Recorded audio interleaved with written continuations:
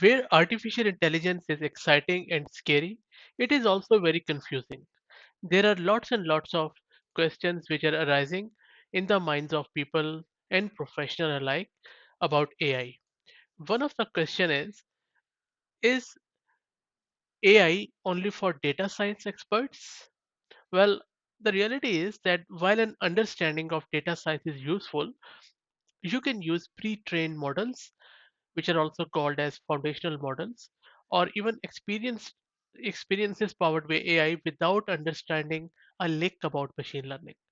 The myth that one needs to have a deeper understanding of data science to take advantage of AI can be intimidating for those unfamiliar with the field.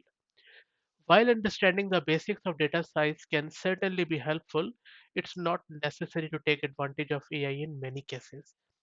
One example is pre-trained models, which are models that have already been trained on large amount of data and are ready to be used for specific tasks, such as classifying images or translating languages.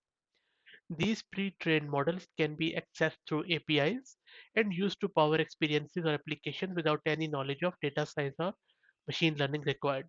For example, AWS is about to launch a new service called as AWS Bedrock, which is simply an API access to lots of existing pre-trained models.